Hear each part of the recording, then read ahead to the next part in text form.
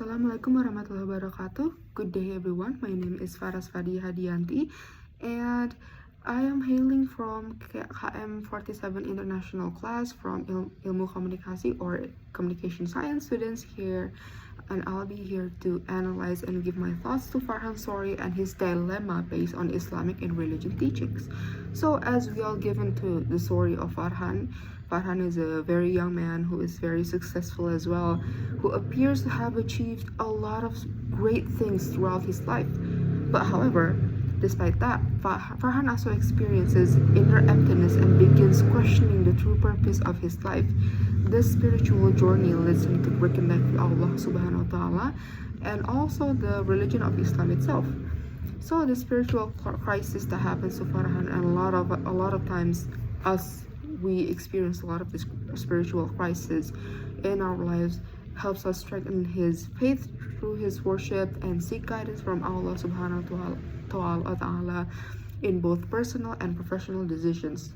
Along his journey as well, Farhan also faces a lot of ethical dilemmas in his workplace that goes against a lot of Islamic teachings that challenge him also in when it comes to him leading a diverse team while upholding Islamic values.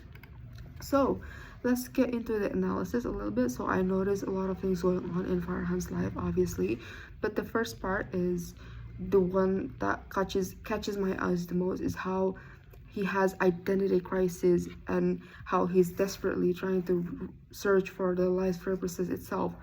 So the first major problem in Farhan's story is how he obviously have prolonged identity crisis.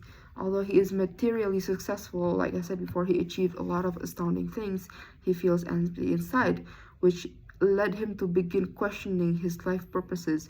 What is he doing all this for? Why is he doing all this for? So this is, again, like I said before, common thing that we experiences in modern life, especially when it comes to our spiritual issues in our society. So from the Islamic perspective, this happens when humans invest a lot or oftentimes too much on dunya while neglecting their spiritual purposes, which is Allah subhanahu wa ta'ala. Allah also said in Surah Ad-Dariyat, verse 56, He said, "And I did not create jinn and mankind to accept but worship me." This verse also explains the true purpose of human life is to worship Allah Himself, the God, the creation of everything else around us. And this, I think, is suitable for Farhan's cases and his issues. So therefore, Farhan's return to spirituality represents his process of this thing called muhasabah, or at least what we call as self-reflection. In Islam, self-reflection is pretty much really thought thoroughly, and how that is successful is not only measured by wealth or career, but also our closeness to Allah subhanahu wa ta'ala. Aside from identity crisis, I think Farhan also has a lot of trying at least to strengthening his faith through worship and good character that he does in his workplace.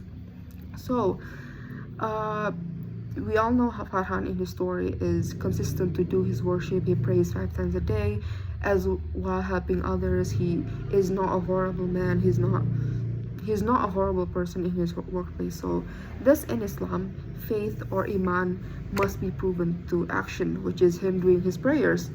And Allah Himself said, prayer or salah is not merely a ritual or obligation that is done for him, but salah is also a spiritual discipline for us that benefits our character, our humanity, that protects us individuals and human as well from immoral conduct. So Allah also said in Surah Al-Ankabut, verse 55, that indeed prayer prohibits immorality and wrongdoings.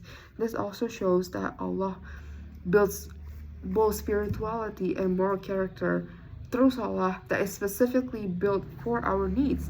So in Farhan's willingness, he is willing to share in those who is in need of his help, and reflect huge Islamic values that was taught by Allah Himself and through the practice of salah. And the third thing that I noticed about Farhan's cases is how ethical dilemma is a very real thing to him, especially in his professional life. So the third, and perhaps this is maybe some of the most complex issues that Farhan subjected to is how his company assigned him to do something or build a building that ethically goes against, with questionable purpose, I guess you could say, because it goes against several Islam teachings. So this creates conflict for Farhan between his professional life, that as his duty as a good worker, against his Islam moral responsibility. Because he is a Muslim, obviously, he must evaluate whether this work contributes to a halal or haram aspects of his activities. So in this case, Allah subhanahu wa ta'ala also says in Surah Al-Ma'idah on the second verse, and do not cooperate in sin and aggression. So Farhan's purpose of consulting to Quran, Hadith, Ijma, or scholarly consensus, and Qiyas or logical reasoning demonstrates how his proper application of Islamic legal methodology has to be applied in everywhere, including his workplace, which he very deemed high of.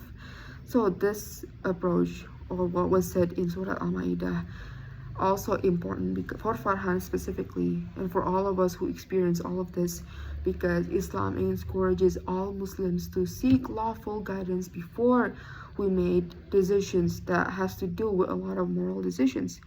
So according to Islamic scholars, in this case, when direct textual evidence is not explicit, Muslims should reflect to Islamic jurisprudence while protecting their objective to Sharia or maqasid or Sharia, which include preserving their faith, life, intellect, wealth, and Islamic morality.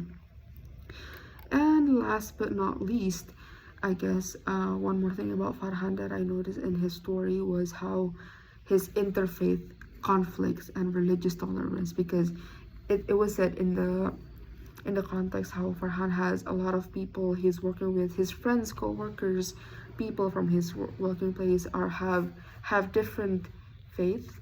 So the final major issues involve workplace tension between employees and Farhan himself of different religions, different faith over prayer room scheduling. So it's not the identity itself that becomes the problem to Farhan, but it's more of how he adjusts to that workplace where a lot of people is not Muslim, therefore they don't pray like Farhan does, whereas Farhan thinks he needs to do his prayers 5 times a day, which is quite a lot if he's a busy person. So in this situation, it requires Farhan to balance Islamic brotherhood with fellow Muslims and non-Muslims, because again, just because we're a Muslim, that doesn't mean we can't have non-Muslim or people of different faith. So Islam strongly promotes tolerance, fairness, and peaceful coexistence. So Allah also said in Surah Al-Hujurat, verse 13, that indeed the most noble of you in the sight of Allah is the most righteous of you. Additionally to this surah from Al-Kafirun, that also said, for you is your religion and for me is mine. So this also dictates us that whatever you are, you do you, I will do me in that sort of context. So Farhan's responsibility as a leader or as a good co-worker in his workplace is to mediate fairly and ensure all employees can practice their beliefs and respectfully without causing hostility just because everyone has different faith, right? So the best solution is, I think in my opinion, because I have worked in multinational environments of people, different backgrounds, different cultures as well, is to allowing religious practice while preserving workplace harmony. So if, for example, Farhan to happen to be a very faithful Muslim, he can make a schedule for himself, but he also has to pay in mind that everyone in his workplace has different faith as well, so he has to pay attention to their needs, to their religious needs, etc., like Farhan needs to fulfill his religious needs. So in conclusion, through this guidance of Quran, Hadith, and Islamic through Farhan's story, it shows that Islam provides a very flexible solution for everyone, for a complete framework, and for personal, social, and personal life. So that is all from my perspective. Thank you for listening in, and Faras Fadiyah will clock out. Wassalamualaikum warahmatullahi wabarakatuh.